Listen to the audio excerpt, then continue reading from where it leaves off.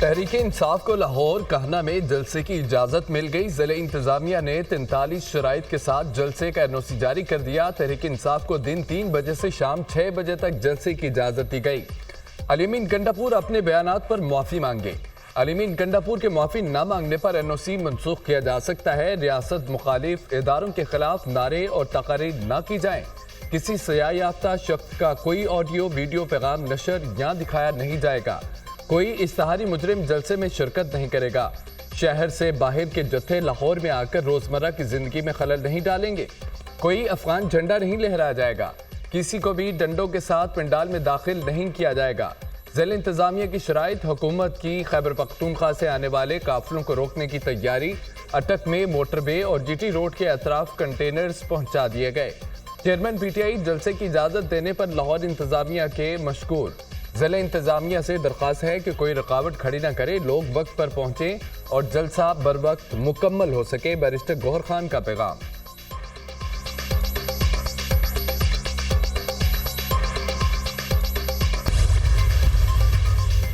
تحریک انصاف کے کارکن پھر آپے سے باہر۔ لاہور گلبرگ میں PTI کارکنوں کا پولیس پر پتھراؤ اور ہوائی فائرنگ۔ مشتعل کارکنوں نے پولیس وین کو بھی نقصان پہنچایا۔ پولیس نے PTI کے 20 سے زائد کارکنوں کو حراست میں لے لیا۔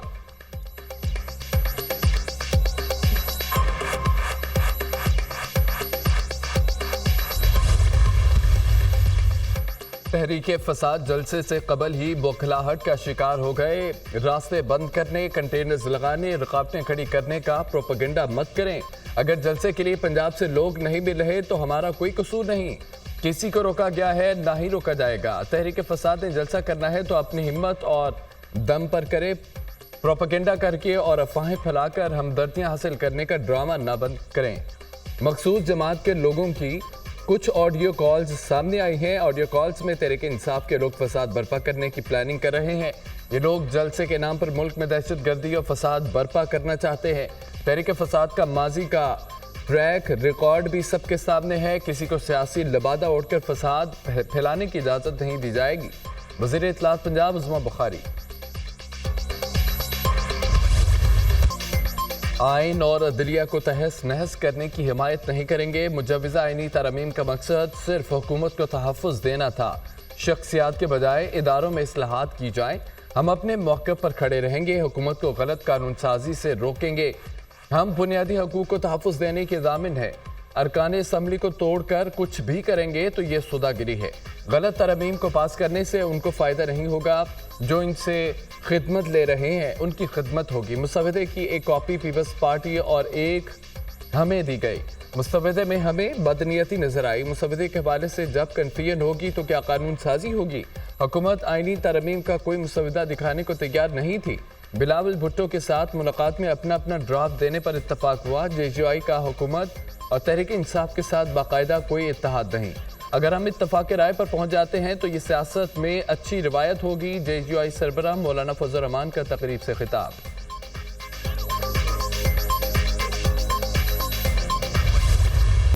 Supreme court practice and procedure ordinance جاری۔ صدر مملکت نے پریکٹس اینڈ پروسیجر آرڈیننس پر دستخط کر دیے۔ پریکٹس اینڈ پروسیجر ایکٹ کے تحت کمیٹی میں چیف جسٹس پاکستان کے علاوہ ایک سینئر ترین جج اور چیف جسٹس کا نامزد کردہ جج شامل ہوگا۔ سیکشن 3 کی ذیلی شق 2 کے تحت سماعت سے قبل مفاد عامہ کی وجوہات دینا ہوگی۔ ایسے مقدمات میں جو پہلے دائر ہوں گے انہیں پہلے سنا جائے گا۔ اگر کوئی عدالتی بینچ اپنی ٹرن کے خلاف کیس سنے گا تو وجوہات دینا ہوگی۔ ہر عدالتی کیس اور اپیل کی ریکارڈنگ ہوگی۔ ٹرانسکرپٹ تیار کیا جائے گا۔ عدالتی کارروائی کا ٹرانسکرپٹ اور ریکارڈنگ عوام کے لیے دستیاب ہوگی۔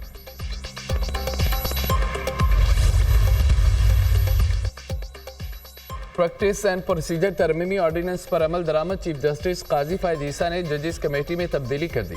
جسٹس منیب اختر 3 رکنی ججز کمیٹی سے باہر ہو گئے۔ جسٹس امین الدین ججز کمیٹی کا حصہ بن گئے۔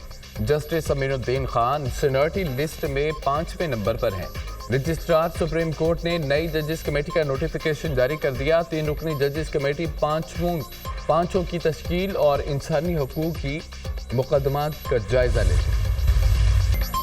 پریکٹس اینڈ پروسیجر ایکٹ میں نامناسب سمجھا گیا کہ ترمیم کی جائے۔ عدالتی پروسیس کو شفاف بنانے کے لیے یہ ضروری تھا۔ ان ترامیم سے دنیا میں ہماری عدلیہ کا رینک بہتر ہوگا جو اس وقت کم سطح پر ہے۔ اب جو کیس پہلے آئے گا وہ پہلے سماعت کے لیے مقرر ہوگا، یہ نہیں ہوگا کہ قطار توڑ کر آنے والا کیس سماعت کے لیے مقرر کر دیا جائے۔ اگر کوئی بینچ اپنی باری کے برعکس کیس سنے گا تو اس کی وجوہات دینا ہوگی۔ عدالتی کارروائی کی تمام ریکارڈنگ اور ٹرانسکرپٹ عوام کے لیے دستیاب ہوں گی۔ وفاقی وزیر اطلاعات عطا تارڑ کی گفتگو۔ قومی اسمبلی سے تحریک انصاف کا وجود ختم، تمام 80 ارکان کو سنی اتحاد کونسل کا ممبر ظاہر کر دیا گیا۔ اس سے قبل 39 ارکان کو تحریک انصاف اور 41 کو آزاد ڈکلیئر کیا گیا تھا۔ الیکشن کمیشن کو اسپیکر کے خط کے بعد قومی اسمبلی میں پارٹی پوزیشن تبدیل۔ قومی اسمبلی میں مسلم لیگ نون کی 110، پیپلز پارٹی کی 69، ایم کیو ایم کی 22، کاف لیگ 5، پی ٹی آئی 4 نشستیں ہیں۔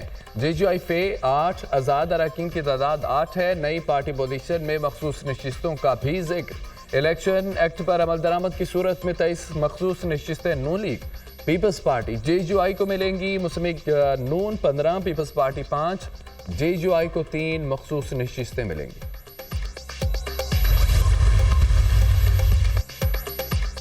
مخصوص نشستوں کی الاٹمنٹ کے لیے اسپیکر قومی اسمبلی کا چیف الیکشن کمشنر کو خط۔ اسپیکر ریاض سعدی کا ترمیم شدہ الیکشن ایکٹ کے تحت مخصوص نشستیں الاٹ کرنے کا مطالبہ۔ خط کے متن میں کہا ہے کہ ترمیمی الیکشن ایکٹ کے تحت کسی سیاسی جماعت میں شامل ہونے والا آزاد رکن اب پارٹی تبدیل نہیں کر سکتا۔ ترمیم شدہ الیکشن ایکٹ کا اطلاق 2017 سے کیا گیا۔ ترمیم شدہ الیکشن ایکٹ پر عمل درآمد الیکشن کمیشن کی آئینی و قانونی ذمہ داری ہے۔ اسپیکر پنجاب اسمبلی کا الیکشن کمیشن کو خط کے متن میں کہا ہے کہ پنجاب اسمبلی میں آزاد ارکان پہلے ہی سنی اتحاد کونسل میں شامل ہو چکے ہیں۔ عملی طور پر ان ارکان کو ایک مرتبہ پھر جماعت کی تبدیلی کا موقع دیا گیا۔ پارلیمان اس سے قبل الیکشن ترمیمی بل پاس کر چکی ہے۔ الیکشن ترمیمی ایکٹ کے بعد حالیہ فیصلے کا اطلاق سنگین صورتحال پیدا کر سکتا ہے۔ سپریم کورٹ کا پی ٹی آئی ارکان اسمبلی کو وابستگی سے متعلق فیصلہ۔ پارلیمنٹ کی قانون سازی کے تناظر میں عدالتی فیصلے پر عمل درآمد ممکن نہیں۔ آزاد رکن سیاسی جماعت میں شامل ہو جائیں تو دوبارہ پارٹی نہیں بدل سکتا۔ اسپیکر سندھ اسمبلی اویس قادر شاہ کا رد عمل۔ اسپیکر کے پی اسمبلی بابر سلیم کا chief election commissioner Sikandar Salman ناجا کو خط۔ اسپیکر بابر سلیم نے خط میں لکھا، خیبر پختونخوا میں سینٹ انتخابات کو بار بار ملتوی کیا گیا۔ سپریم کورٹ میں مخصوص نشستوں کا فیصلہ ہو چکا ہے۔ سپریم کورٹ کے فیصلے پر ہر صورت عمل درآمد کیا جائے۔ آئین سب سے بالاتر ہے، اس پر عمل کیا جائے۔ سپریم کورٹ کا فیصلہ آئین کی روح اور منشا بیان کرتا ہے۔ تمام ادارے بشمول الیکشن کمیشن سپریم کورٹ فیصلے کے پابند ہیں۔ سپریم کورٹ نے واضح کیا ہے کہ مخصوص نشستیں کس پارٹی کا حق ہے۔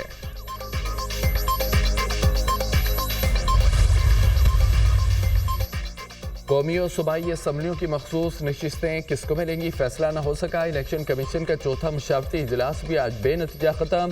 الیکشن کمیشن کا قانونی ماہرین سے مشاورت جاری رکھنے کا فیصلہ۔ الیکشن کمیشن کا اجلاس پیر کو دوبارہ بلائے جانے کا امکان۔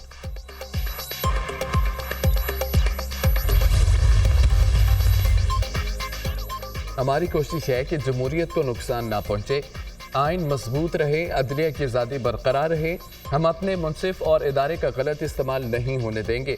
احتجاج کرنا، جلسہ کرنا شہری کا بنیادی حق ہے۔ پنجاب حکومت کس قانون کے تحت احتجاج روک رہی ہے؟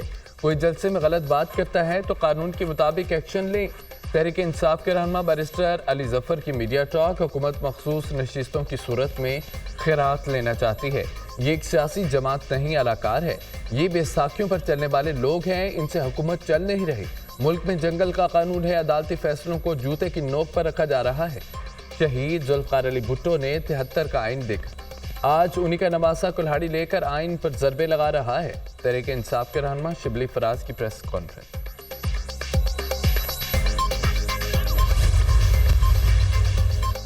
پارلیمان کا قانون سازوں کا اختیار آئین میں دی گئی حدود کے تابع ہے۔ پارلیمنٹ کے قانون سازی کے اختیار پر سپریم کورٹ کا اہم فیصلہ۔ ٹیکس مقدمے میں 41 صفحات کا فیصلہ جسٹس منصور علی شاہ نے تحریر کیا۔ پارلیمنٹ اور صوبائی اسمبلیوں کو آرٹیکل 142 قانون سازی کا اختیار دیتا ہے۔ پارلیمنٹ ایسی قانون سازی بھی کر سکتی ہے جس کا ماضی سے اطلاق ہوتا ہے۔ آئین پارلیمنٹ پر پابندی عائد کرتا ہے۔ آرٹیکل 9 اور 28 میں دیے گئے حقوق ختم نہیں کیے جا سکتے۔ فوجداری معاملات میں قوانین کا ماضی سے اطلاق نہیں ہو سکتا۔ صرف آئین شکنی سے متعلق فوجداری معاملے پر قانون سازی ماضی سے بھی ہو سکتی ہے۔ سول حقوق کو ماضی سے لاگو کرنے کا پارلیمان اور صوبائی اسمبلی کو اختیار نہیں۔ قانون کے ماضی سے اطلاق سے فریقین کے حقوق متاثر ہو سکتے ہیں۔ جتنی زیادہ ناانصافی ہوگی، مقننہ کا کردار بھی اتنا ہی واضح ہونا چاہیے۔ عدالت ماضی میں قرارداد دے چکی ہے کہ قانون میں ترامیم یا قانون ختم کرنا ایک ہی جیسا ہے۔ سپریم کورٹ کا فیصلہ، سندھ ہائی کورٹ کا فیصلہ قلعدم قرار، نجی کمپنیوں کی اپیلیں جزوی طور پر منظور۔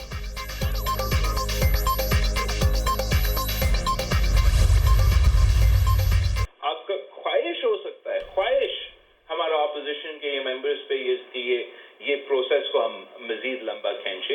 میں سمجھتا ہوں کہ وی آر آلریڈی لیٹ، یہ ہمیں بہت پہلے کرنا چاہیے تھا۔ ہم کسی پرسن اسپیسیفک امینڈمنٹ کے حق میں نہیں ہیں۔ ان ترامیم کے نتیجے میں منصور علی شاہ صاحب جو ہے ان کا چیف جسٹس آف پاکستان بننا جو ہے وہ اس رستے میں رکاوٹ، یہ ترامیم نہیں بنے گی، وہی ہوں گے چیف جسٹس آف پاکستان۔ میں نے پہلے بھی کہا ہے کہ وہی بنے گا چیف جسٹس آف پاکستان۔ عدالتیں انصاف دینے کے بجائے کچھ اور کام کر رہی ہیں۔ کسی بھی چیف جسٹس کا دور دیکھیں، سب سے زیادہ سیاسی کیسوں پر فوکس کیا۔ سپریم کورٹ اپنا اصل کام کرے گی تو عام آدمی کو انصاف ملے گا۔ آئینی ترامیم پر جلد بازی کی باتیں غلط تاثر ہیں۔ آئینی ترامیم پر پہلے ہی بہت دیر ہو چکی ہے۔ فرد واحد کے لیے حکومت ترامیم لائی تو پیپلز پارٹی سپورٹ نہیں کرے گی۔ مولانا کے ساتھ مل کر ترامیم کریں گے۔ حکومت جو ریفارمز کروا رہی ہے، زیادہ فائدہ تو بانی پی ٹی آئی کو ہوا ہے۔ بانی پی ٹی آئی کے دور میں قوانین زیادہ ڈرکمین تھے۔ حکومت کو تجویز دی ہے اس ترامیم کے ساتھ ملٹری کورٹس کے قیام کی ترامیم نہ لائیں۔ چیف جسٹس منصور علی شاہ ہی بنیں گے۔ کے پی میں گورنر راج آخری آپشن ہوگا۔ Chairman Peoples Party Bilawal Bhutto Zardari کی دنیا نیوز کے programme Tonight with Samar Abbas میں گفتگو۔